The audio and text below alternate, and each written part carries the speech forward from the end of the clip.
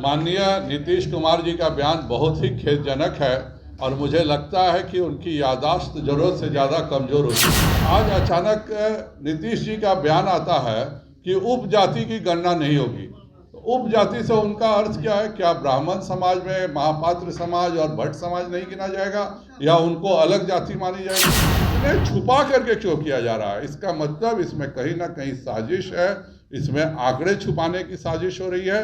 नमस्कार, आप देख रहे हैं बिहार इन शॉर्ट्स। मैं हूं आपके साथ रोहित। आपको बता दें कि बिहार में आज से जातीय आधारित जनगणना की शुरुआत हो गई है। वहीं आपको बता दें कि मुख्यमंत्री नीतीश कुमार जातीय जनगणना को लेकर उन्होंने जो आज बयान दिया था उस बयान के बाद जो बिहार की सियासत है वो तेज होती दिख रही है। वहीं आपको बता दें कि मुख्यमंत्री नीतीश कुमार के बयानों का पलटवार करते हुए बीजेपी के जो प्रदेश अध्यक्ष संजय जायसवाल और मुख्यमंत्री नीतीश कुमार पर जोरदार हमला बोले। और वहीं साथ ही साथ आपको बता दें कि आग्रह भी किया है कि हरियाणा मॉडल के तर्ज पर बिहार में जातीय जनगणना होनी चाहिए। क्या कुछ कह रहे हैं संजय जायसवाल, आप देखिए इस वीडियो में। माननीय मुख्यमंत्री श्री नीतीश कुमार जी का आज का बयान बहुत ही खेदजनक है। मुझे लगता है कि माननीय नीतीश कुमार जी का बयान बहुत ही खेदजनक है और मुझे लगता है कि उनकी याददाश्त ज़रूरत से ज़्यादा कमज़ोर हो चुकी है। वह भूल चुके हैं कि जब वह प्रधानमंत्री जी से मिलने गए थे तो भारतीय जनता पार्टी का पूर्ण समर्थन उन्हें प्राप्त था और जनक चमार जी स्वयं उनके डेलीगेशन में गए थे। वह यह भी भूल चुके हैं कि जब वह अपने कार्यालय में सर्वदलीय बैठक बुलाए थे तो भारतीय जनता पार्टी जदयू के अलावा एकमात्र पार्टी थी जिसके 2 प्रतिनिधि वहाँ पर मौजूद थे। एक बात जरूर है, नीतीश जी के साथ मेरा अनुरोध रहेगा कि जिस तरह से उन सभी दलों ने मिल के तय किया था कि जातीय जनगणना होगी, उसी प्रकार सभी दलों को बताना चाहिए कि ये हो क्या रहा है। आज अचानक नीतीश जी का बयान आता है कि उपजाति की गणना नहीं होगी। तो उपजाति से उनका अर्थ क्या है? क्या ब्राह्मण समाज में महापात्र समाज और भट्ट समाज नहीं गिना जाएगा या उनको अलग जाति मानी जाएगी? कुशवाहा समाज में दांगी समाज को उसका उपजाति नहीं माना जाएगा, क्या उसको अलग जाति मानेंगे? बनिया में कम से कम 65 जातियां हैं, उपजातियां हैं, तो बनिया समाज की 65 उपजातियों को वह एक वैश्य समाज करके मानेंगे या 65 उपजातियों में उनको मानेंगे?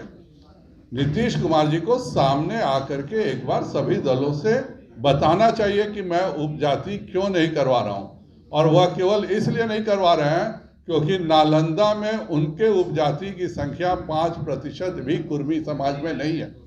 तो वह जानते हैं कि नालंदा में भी उनकी उपजाति कुर्मी समाज में 5% नहीं है। उसी के कारण पूरे बिहार में उपजाति की गणना नहीं करा रहे हैं। दूसरा, इसके 3 मॉडल हमारे पास उपलब्ध हैं। मैं शुरू से कह रहा हूँ कि हरियाणा मॉडल है, राजस्थान, उड़ीसा, तीनों ने कराया है। और हरियाणा ने इतने अच्छे से इसको जातीय जनगणना और सामाजिक जनगणना, आर्थिक जनगणना जिसकी बात नीतीश कुमार जी कर रहे हैं, वह हरियाणा ने करवाया है। और हरियाणा ने अपनी जनगणना को 2 भाग में कर लिया है, एक परिवार पहचान पत्र और दूसरा अंत्योदय सरल। और उसमें सभी की आइडेंटिटी लॉग्ड है। और आइडेंटिटी लॉग्ड ही नहीं है, जिस दिन कोई गरीब व्यक्ति 60 साल का होता है उसको कहीं अलग आवेदन करने की जरूरत नहीं है, उसी पोर्टल पर आवेदन करके उसको वृद्ध पेंशन मिल जाएगा। अगर कोई अनुसूचित जाति का बच्चा 10वां पास करता है तो वहीं पे मार्कशीट अपलोड करके उसको सारा स्कॉलरशिप मिल जाएगी। तो ये अंत्योदय सरल और परिवार पहचान पत्र का जो हरियाणा मॉडल है, इसका सबसे बड़ा लाभ यह है कि जिस व्यक्ति को जो लाभ राज्य सरकार से मिलना है, जब वह उसके एलिजिबल हो जाता है, कोई बेटी हमारी 18 साल की हो जाती है तो 18 साल में उसको जो लाभ मिलने हैं सरकार के तरफ से, या उसको 10th पास करने पर, 12th पास करने पर, ग्रेजुएशन करने पे 25,000 है, तो वो वहीं पर पोर्टल में अपलोड कर दिया जाता है और उसको वो लाभ मिल जाता है। एक बहुत ही अच्छा मॉडल है। जब वह हम इतने पैसे सब लोग मिलकर के खर्च कर रहे हैं तो इससे बिहार की जनता को लाभ भी होना चाहिए। और उसका सबसे अच्छा उदाहरण हरियाणा का परिवार पहचान पत्र और अंत्योदय सरल है। मेरा नीतीश जी से अनुरोध होगा, पहला कि वह झूठ बोलना बंद करें, दूसरा वह बताएं कि उपजाति का अर्थ क्या है। मैं एक उस दल का प्रदेश अध्यक्ष हूँ जिसने बैठ करके पूर्ण समर्थन किया था। अभी मुझे नहीं बताया जा रहा है कि भाई उपजाति का क्या अर्थ है। उपजाति में वैश्य समाज की 65 जातियां अलग गिनी जाएंगी, दांगी को अलग गिना जाएगा, महापात्र को ब्राह्मण गिना जाएगा कि महापात्र को ब्राह्मण से अलग गिना जाएगा, और अगर एक साथ गिना जाएगा तो फिर जो पिछड़ा समाज का उनको फायदा मिलता है वह कैसे मिलेगा। तो यह सब चीज़ों को नीतीश कुमार को सामने आना चाहिए और अपनी याददाश्त ठीक करना चाहिए और झूठ बोलना बंद होना चाहिए। एक मुख्यमंत्री को हरगिज शोभा नहीं देता है कि वह सार्वजनिक जगह पर आकर झूठ बोले। जब हम साथ गए थे तब वो प्रधानमंत्री से मिले थे, आज वह भी भूल चुके हैं। उनकी बैठक में हम लोग उपस्थित थे, वह भी भूल चुके हैं। आज भी इस पूरे जनगणना में यह क्लियर नहीं हो पा रहा है कि आप कैसे रोहिंग्या मुसलमानों को, कैसे बांग्लादेशी को बिहार में इसको सदस्यता से रोकेंगे। हरियाणा में बहुत क्लियर कट मॉडल है, उनका जो परिवार पहचान पत्र मॉडल है उसमें बिल्कुल है कि परिवार, परमानेंट परिवार और टेम्पोररी परिवार करके उन्होंने बिल्कुल अलग अलग सेक्शन बनाया है। हमारे यहाँ जो बांग्लादेशी घुस करके बैठे हुए हैं उनको क्या हम हिंदुस्तान का सीधे नागरिक बनाने जा रहे हैं? इससे कोई भी चीज़, मुझे क्या, किसी भी महागठबंधन के भी किसी दल की कभी भी ब्रीफिंग नहीं की गई और यह पूरा एक चोरी छुपे किया जा रहा है।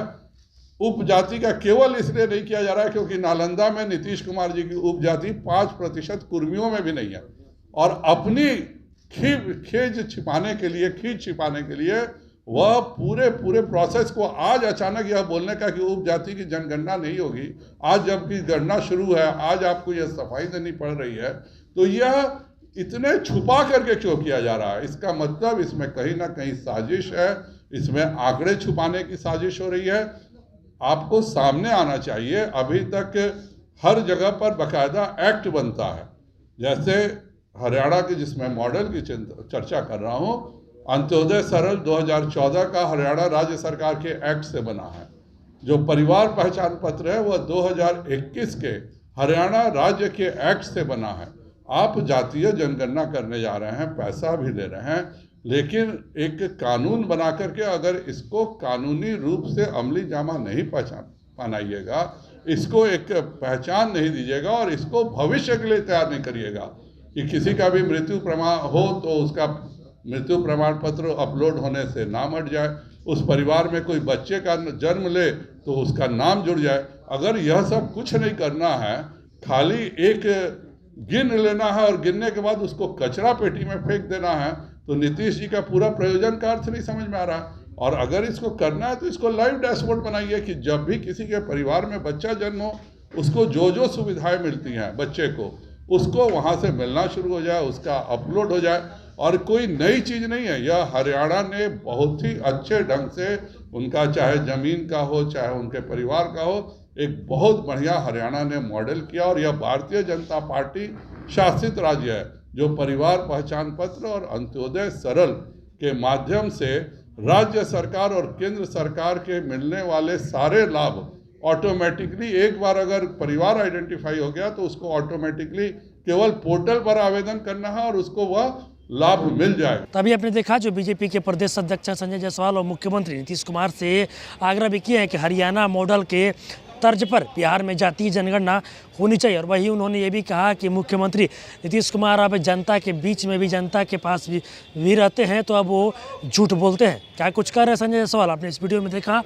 बस इसी तरह की तमाम खबरों के साथ आप मेरे साथ जुड़े रहें, तब तक के लिए धन्यवाद।